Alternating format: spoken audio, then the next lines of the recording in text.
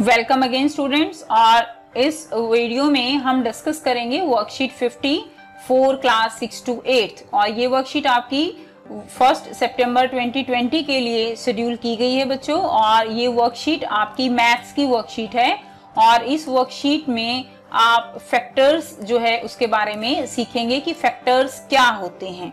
Okay, so our class has 24 students. One day, the teacher asked the students to form lines such that every line has same number of students. So बच्चों, आपकी class में कितने students हैं? 24। और आपकी teacher आपको कहती है कि आपको कुछ इस तरह से लाइन बनानी है कि जिसमें हर एक लाइन में स्टूडेंट्स जो हैं वो इक्वल नंबर होने चाहिए। ओके, कैसे होने चाहिए? इक्वल नंबर होने चाहिए। अब So we made 4 lines of 6 student each। तो आप क्या करते हो? आप 4 lines जो है वो बना सकते हो और हर एक लाइन में आपके कितने स्टूडेंट होंगे? 6 स्टूडेंट्स होंगे। Then a student said that we could even make 6 lines of 4 student each। फिर एक दूसरा स्टूडेंट क्या कहता है कि क्या ऐसा जरूरी है कि हम 4 लाइनें बनाएं? हम 6 लाइनें भी तो बना सकते हैं। बिल्कुल बना सकते हैं, ठीक है ना। 6 लाइनें बनाएंगे तो हर एक लाइन में कितने स्टूडेंट्स होंगे? 4 स्टूडेंट्स हो जाएंगे। इक्वल रखने हैं हमें, अब भी इक्वल हो गए। यानी जब बच्चे लाइन बनाने लगे तो काफी जो है ऑप्शन उनके पास थी इस तरह से लाइनें बनाने के लिए कि हर एक लाइन में स्टूडेंट्स की जो है नंबर वो इक्वल होना चाहिए। तो उनके पास कई ऑप्शन यहाँ पर मिले। Then a student said that we could even make 6 lines of 4 student each. Okay, the teacher mentioned that yes, there could be multiple ways to form the lines. और भी तरीके हो सकते हैं। We discovered the following ways one by one। यानी कौन से तरीके हो सकते हैं जिससे कि लाइंस जो है वो फॉर्म हो सकती हैं। अब देखिए, एक तरीका तो ये है कि एक ही लाइन में 24 स्टूडेंट्स को बिठा दिया जाए, इक्वल हो गए, ठीक है। दूसरा तरीका क्या है कि यहाँ पर 2 लाइनें बनाई जाएं और एक लाइन में जो है हर एक लाइन में कितने स्टूडेंट हो? 12 स्टूडेंट्स हो, तब भी कितने स्टूडेंट्स हो गए? 24 हो गए। तीसरा तरीका क्या है बच्चों? तीसरा तरीका ये है कि 3 लाइन हो और हर एक लाइन में 8 स्टूडेंट्स जो है वो होंगे। तो भी कितने हो गए? 3 8 जा 24। 4 लाइन होंगे, 6 स्टूडेंट होंगे तो 4 6 जा तब भी 24 हो जाएंगे। अगर 6 लाइनें हैं, हर एक लाइन में 4 बच्चे बैठे हैं तो भी 24 हो गए। और अगर 12 लाइन हैं और हर एक लाइन में 2 स्टूडेंट बैठे हैं तब भी 24 हो गए। यानी देखिए यहाँ पर आपके पास 6 ऑप्शंस हैं जिससे कि आप जो है 24 बच्चों को इक्वल लाइन में डिस्ट्रीब्यूट कर सकते हो। तो यहाँ पर डायग्रामेटिकली आपको स्माइलीज के थ्रू दिखाया गया है कि किस प्रकार स्टूडेंट्स को जो है इक्वल करके लाइंस में बिठाया जा सकता है। जैसे यहाँ पर बच्चों 12 बच्चे बैठे हैं एक लाइन में, इसमें भी 12 हैं तो टोटल कितने हो गए? 24। यहाँ पर देखिए 3 and 3 6 and 8। सो 3 लाइंस हैं तो 8 8 and 8 तो कितने हो गए? टोटल 24 हो गए। अब यहाँ पे देखिए 3 and 3 6 तो टोटल कितनी लाइन है? 1 2 3 4। टोटल कितने हो गए? यहाँ पर भी एक लाइन में 6 हैं बच्चों, 4 लाइनें हैं तो टोटल कितने हो गए? 6 4 जा 24। सो यहां से बच्चों आपने क्या सीखा कि अगर देखिए आप 2 को 12 से मल्टीप्लाई करते हो तो कितना आ गया? 24। ओके, 3 को 8 से मल्टीप्लाई करते हो तो भी कितना आया? 24। और अगर 4 को 6 से मल्टीप्लाई करते हो तो भी आपके पास आंसर 24 आता है। यानी अगर आप 24 को 2 से डिवाइड करोगे तो आंसर आपका 12 आया। यानी 24 को जो है 2 ने पूरी तरह से 24 2 से डिवाइड हो गया और कोई रिमाइंडर यहाँ पर नहीं बचा। इसी तरह अगर आप 24 को 3 से डिवाइड करते हो तो भी कोई रिमाइंडर नहीं बचेगा। 3 8 जा 24। इसी तरह 24 को अगर 4 से डिवाइड करोगे तो आंसर आपके पास कितना आता है? 6 आता है। यानी यहाँ पर भी कोई रिमाइंडर नहीं है, पूरी तरह से ये इसको डिवाइड कर देता है। तो ये क्या कहलाते हैं? ये फैक्टर्स कहलाते हैं। फैक्टर्स यानी गुणनखंड, हिंदी में बोलते हैं फैक्टर्स को गुणनखंड। Okay, a factor is that number that divide the given number without leaving any remainder. Okay, यानी फैक्टर वो नंबर है, यानी अगर हम बात करें 24 अगर हम इसको 6 से डिवाइड करते हैं तो बच्चों 6 क्या है, 6 एक फैक्टर है, ठीक है, जो कि किसी भी नंबर, यानी अगर हमने 24 लिया है तो 24 को अगर हम 6 से डिवाइड करते हैं तो कोई भी रिमाइंडर यहाँ पर नहीं बचता। ओके, तो ये 6 क्या है, ये एक फैक्टर है। इसी तरह 4 भी फैक्टर रहेगा, क्योंकि अगर आप 24 को 4 से डिवाइड करोगे तो 6 आंसर आएगा, तब भी कोई रिमाइंडर नहीं बचेगा। तो यहाँ से आप 24 के फैक्टर्स अगर आप लिखना चाहो तो क्या क्या फैक्टर लिखोगे, तो आप फैक्टर लिखोगे 1 2 3 4, उसके बाद क्या होगा आपका 6 8 12 24। तो ये सभी क्या हो गए बच्चों, ये सभी 24 के फैक्टर्स होंगे। सो यहाँ पर सेकंड एग्जांपल दिया गया है बच्चों, जैसे 24 है, 24 जो है 8 और 3, तो देखिए 24 को अगर 8 से डिवाइड करोगे तो भी ये 3 आंसर आएगा, और 3 से डिवाइड करोगे तो आंसर कितना आएगा, 3 8 जा 24। तो बच्चों ये दोनों ही फैक्टर हो गए, 8 भी और 3 भी, क्योंकि अगर आप इनमें से किसी से भी अगर आप 24 को डिवाइड करोगे तो कोई रिमाइंडर नहीं बचता, तो दोनों ही क्या हो गए, दोनों ही फैक्टर हो गए।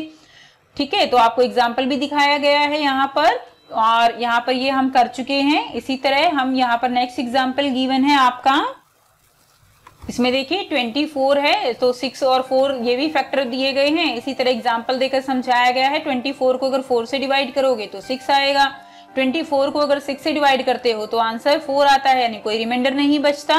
तो यहाँ पर ये भी क्या है, ये इसके फैक्टर्स हैं, तो ये हम समझ चुके हैं। अब बच्चों आपको कुछ नंबर्स गिवन है, आपको इनके फैक्टर्स जो है वो निकालने हैं, तो इनको हम 1 बाय 1 डिस्कस करेंगे। सो बच्चों सबसे पहले हमें यहाँ पर 42 गिवन है, ठीक है, 42 के हमें क्या निकालने हैं, गुणनखंड यानी फैक्टर्स यहाँ पर आपको बताने हैं। अब देखिए आपके पास यहाँ पर दो तरीके हो सकते हैं। पहला तरीका तो आप कुछ इस तरह से गुणनखंड या फैक्टर्स निकाल सकते हो, दूसरा आप कुछ इस तरह से भी जो है इनके फैक्टर्स जो है वो बता सकते हो। देखिए यहाँ पर क्या है, आपके पास 42 है, तो 42 को अगर आप 2 से भाग यानी डिवाइड करोगे तो यहाँ पर कितना आता है 21। इसी तरह फिर आप इसको 3 से करोगे तो यहाँ पर कितना आएगा 7, फिर से इसको 7 से करेंगे तो यहाँ पर आपका जो है यहाँ पर 1 आ जाएगा। अब यहाँ पर इसके गुणनखंड कैसे निकाल सकते हो, तो देखिए यहाँ पर गुणनखंड जो है पहला क्या हो जाएगा 1, उसके बाद क्या है 2 है, फिर 3 है, देन यहाँ पर 7 है।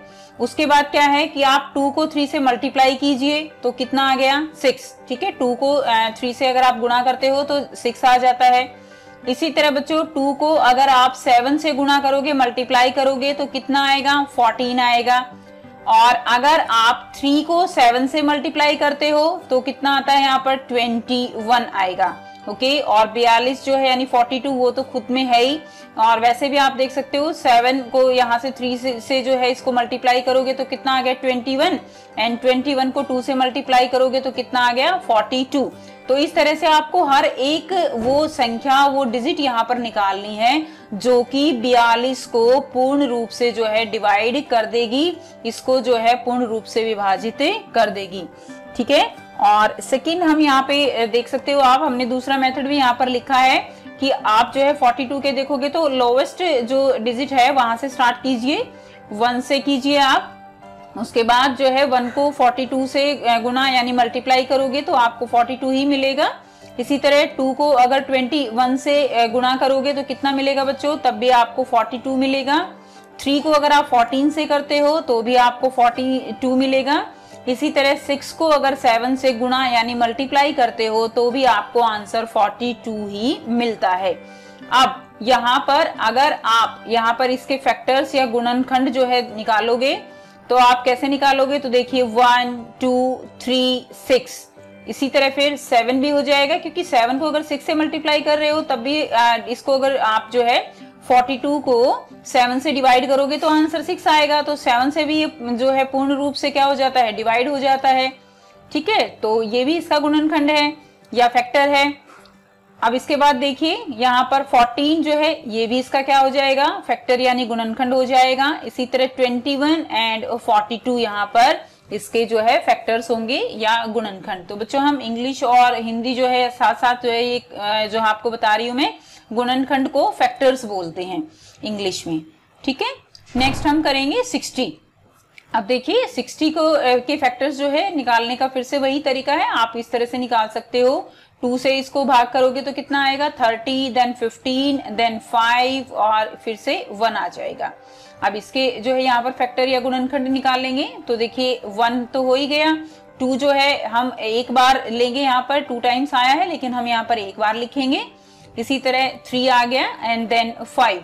अब आप देखिए मल्टीप्लाई करके यहाँ 2 2 जा 4 है, ठीक है, तो 4 जो है वो भी 60 को डिवाइड कर देगा, तो 4 बच्चों यहाँ पर आ गया। उसके बाद 2 3 जा कितना है, ठीक है ना, 2 3 जा 6 होता है, तो ये इसका गुणनखंड या फैक्टर हो जाएगा। इसी तरह 5 को 2 से मल्टीप्लाई करोगे तो क्या आ गया 10 आ गया, ये भी इसका फैक्टर हो गया। इसी तरह 5 को 3 से करोगे तो 15, ये भी फैक्टर है। इसी तरह 2 2 जा 4 एंड 4 3 जा 12, तो ये भी क्या होगा फैक्टर रहेगा। इसी तरह 20 अगर है तो 5 4 जा 20, 2 2 जा 4 एंड 5 4 जा यहाँ पर, ठीक है, 5 चौक 20 जो है ये आ जाएगा। इसी तरह बच्चों आपको यहाँ पर सारे ऑप्शन जो है वो निकालने हैं, ठीक। अब देखिए यहाँ पर दूसरे मेथड से भी आप फैक्टर कैसे निकाल सकते हो। 1 यहाँ पर आप जो है ये इसके साथ तो होगा ही, 30 को 2 को अगर 30 से मल्टीप्लाई करते हो तो भी 60 है, 3 को अगर 20 से करोगे तो भी 60 आएगा, 4 को अगर 15 से करते हो तो भी 60 आता है, 5 12 60 होगा एंड 6 इंटू 10 क्या होगा 60 होगा। तो ये जो है सारे क्या हो गए, ये सारे फैक्टर्स हो गए, गुणनखंड हो गए। तो आप यहाँ पर भी सिंपल देख सकते हो कि 60 को जो है अगर हम 2 से डिवाइड करते हैं तो कितना आता है 30 आता है। इसी तरह आप सारे जो है यहाँ पर देख सकते हो, सिंपल है, काफी इजी है ये आपके लिए निकालना। तो यहाँ पर इसके देखिए गुणनखंड क्या क्या हो गए, 1 2 3 4 5 6, ये सभी इसके जो है फैक्टर्स हो गए, 1 2 3 4 5 6। उसके बाद 10 12 15 20 30 एंड 60, ये सारे इसके क्या हो गए फैक्टर्स हो गए। अब नेक्स्ट हम करते हैं 55।